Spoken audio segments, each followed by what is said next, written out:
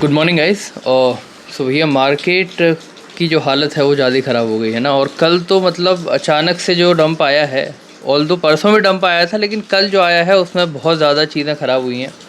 Market में बहुत ज़्यादा लिक्विडेशंस हुई हैं।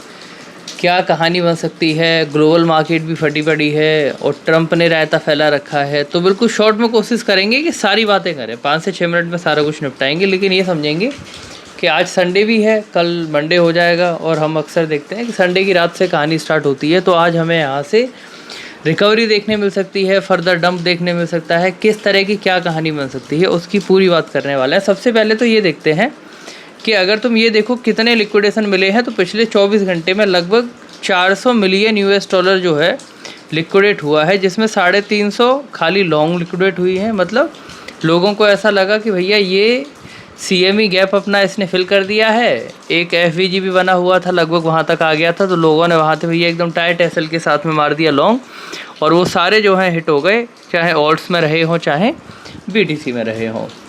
शॉर्ट्स उतने ज़्यादा नहीं हुए, शॉर्ट्स लगभग हमारे यहाँ पे 62 मिलियन के आसपास हुए हैं। तो टोटल जो है 400 मिलियन का लिक्विडेशन हुआ है। परसों ज़्यादा हुआ था, लेकिन अगर अभी आप देखोगे तो 24 घंटे के अंदर लगभग 1,18,640 ऐसे लोग हैं जिन्होंने अपना पैसा खोया है लिक्विडेशंस के थ्रू। ठीक है, उसके अलावा जो सबसे बड़ी लिक्विडेशन हुई है भैया, वो हुई है इथेरियम के अंदर लगभग 3 मिलियन यूएस डॉलर्स की। रीज़न क्या है? रीज़न साफ था भैया कि इथेरियम के अंदर लोगों को उम्मीद ज़्यादा थी और सबको ये लग रहा था कि इथेरियम नहीं टूटेगा। मेरे को भी लग रहा था और अभी भी मेरे को लग रहा है कि बहुत ज़्यादा नहीं टूटना चाहिए, क्योंकि इथेरियम की जो बाइंग जिस तरीके से पिछले दिनों हुई है, that was a crazy buying, है ना। अब थोड़ा सा समझ लेते हैं भैया मार्केट में कि क्या न्यूज़ है, क्या कहानी है और क्या चीज़ें आगे बन सकती हैं। अच्छा, सबसे पहले जो भी लोग चैनल पे नए हैं, सबसे रिक्वेस्ट है कि चैनल सब्सक्राइब कर लो और बेल आइकन दबा देना, जिससे कि आपको सारे नोटिफिकेशन मिलते रहें। और जो नए हैं उन्हें बता दूं कि हम लोग शाम को लाइव करते हैं, शाम को 7 बजे से 9 बजे तक, या फिर कभी कभी 10 बजे तक हम लोग लाइव करते हैं। तो वहाँ पे सिर्फ़ और सिर्फ आपके सवाल लिए जाते हैं। आप कौन से कॉइन्स में हो, कैसा परफॉर्म कर सकते हैं, कहाँ पे प्रॉफिट बुकिंग करनी है, कहाँ एग्ज़िट करनी है, पोर्टफोलियो में अगर कोई चेंज करना है, कोई नई चीज़ अगर हमें लेनी है, हर एक चीज़ के बारे में बात करते हैं। बहुत मज़ा आता है। तो आप ज्वाइन कर सकते हो शाम को। टेलीग्राम पे आ जाओगे तो वहाँ मैं नोटिफिकेशन डाल देता हूँ कि भैया मैं आ गया हूँ, तो वहाँ से आपको जो है पता चल जाएगा। तो दोनों चीज़ें कर लो, चैनल सब्सक्राइब भी कर लो और टेलीग्राम भी ज्वाइन कर लो, जिससे कुछ भी ना छूटे आपसे।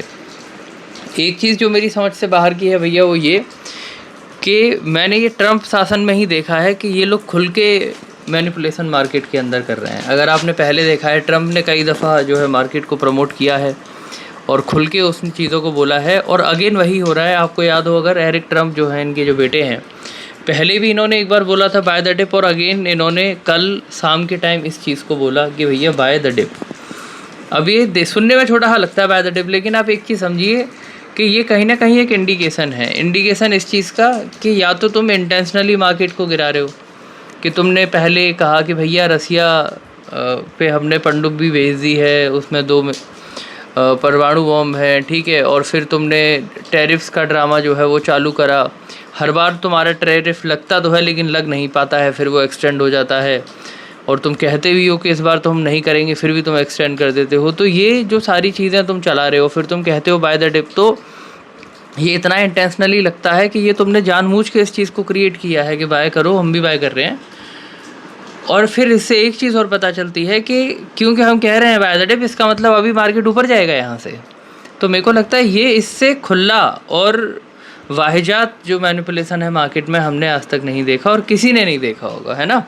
तो ये कुछ चीज़ें हैं जो मेरे को लगता है मार्केट को यहाँ ख़राब कर रही हैं। जो अच्छी चीज़ है वो ये कि हमने BTC की जो डोमिनेंस है उसका भैया, बार बार मैं बात कर रहा हूँ, टेलीग्राम पे मैं अपडेट कर रहा हूँ। कल भी मैंने डाला कि भाई 2 सिनेरियोज़ हैं, एक डबल बॉटम बन रहा था, नेक लाइन पे अभी है, अगर यहाँ से रिवर्सल कर गया तो सही रहेगा, अगर रिवर्सल नहीं करा तो फिर आप ये समझ लीजिए कि मैक्स पेन हमें देखना पड़ सकता है। मैक्स पेन क्या होगा?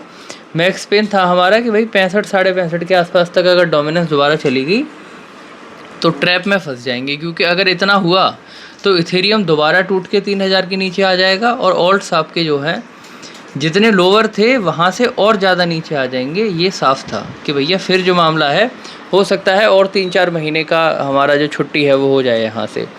अभी तक सब कुछ मुझे ठीक लग रहा है। सुबह मैंने उठ के मार्केट देखी है, ऑल्दो प्राइस रिकवर नहीं हुई है, लेकिन मेरे को ऐसा लगता है कि यहाँ से जो चीज़ें हैं और ज़्यादा ख़राब होने की मुझे उम्मीद नहीं लग रही है। टोटल मार्केट की बात करें तो सब कुछ नीचे ही है। मार्केट कैप भी लगभग काफ़ी नीचे आ गया है। 3.95 पे हम लोग थे, 3.65 के आसपास हैं। But I am not worried at all अभी राइट नाउ। M2 की जब अगर हम बात करते हैं, हम अक्सर ये बात करते हैं कि भैया जो ग्लोबल मनी है, M2 की जब हम बात करते हैं तो हम अक्सर ये कहते हैं कि BTC जो है इसको फॉलो करता है। ऑल्दो तो BTC काफ़ी नीचे है अभी, पर हमें मनी सप्लाई में एक बड़ा जो करेक्शन है वो देखने को मिला है पिछले कुछ दिनों के अंदर, जब से ये टैरिफ्स का अनाउंसमेंट हुआ और ये रसिया वाली जो बात आई है। क्या ये कंसर्न है? तो मेरे को लगता है अभी कंसर्न नहीं है, क्योंकि मनी सप्लाई जो है वो काफ़ी आगे चल रही है BTC से। तो हो सकता है कि BTC तब तक वहाँ फॉलो करे जब तक ये दोबारा रिकवर यहाँ पे कर जाए। एक और चीज़, BTC का जो हैश रेट है भैया वो लगातार बढ़ रहा है। What is hash rate? मैं कई बार बताता हूँ कि कॉम्प्लेक्सिटी जो है ट्रांजेक्शन्स की वो लगातार बढ़ रही है। अगर ये बढ़ेगी तो BTC का प्राइस बढ़ेगा, ऐसा लोग कहते हैं। पर ऐसा क्यों है इसको मैं शॉर्टकट में आपको समझाता हूँ। BTC की कॉम्प्लेक्सिटी जितनी ज़्यादा बढ़ेगी उतना ही ज़्यादा परेशानी होगी हर ब्लॉक को क्रिएट करने में, ट्रांजेक्शन्स को वैलिडेट करने में। और जितनी ज़्यादा प्रॉब्लम होगी उतना ज़्यादा पैसा लगेगा हर ब्लॉक को बनाने के लिए। अब जितना ज़्यादा पैसा लगेगा, मतलब बिटकॉइन बनाने में जितना पैसा लग रहा है, हैश रेट जितना बढ़ेगा उतना ही ज़्यादा पैसा लगेगा BTC बनाने में। तो अगर किसी चीज़ को बनाने में ज़्यादा पैसा लगेगा तो ऑब्वियस सी बात है कि वो चीज़ सस्ती नहीं होगी, वो चीज़ महंगी होगी, है ना। तो ये तो भैया कहानी थी इसकी। ये टेलीग्राम है, टेलीग्राम को कर लो ज्वाइन।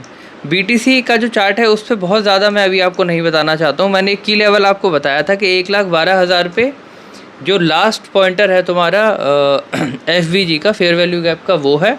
और उसके ऊपर लगभग 12,700 जहाँ पे अपन ने ऑर्डर प्लेस करा था वो एरिया है भैया जहाँ पे आपका CME गैप के आसपास का फिल होता हुआ दिखेगा आपको।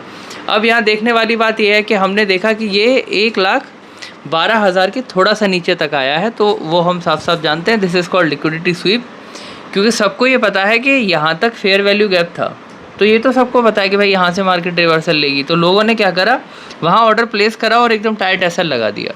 मार्केट ने क्या करा, चलो ठीक है कोई बात नहीं, रिवर्सल तो लेंगे लेकिन तुम्हारा SL भी साथ में लेंगे, ठग से नीचे मारा और वहाँ से रिवर्सल।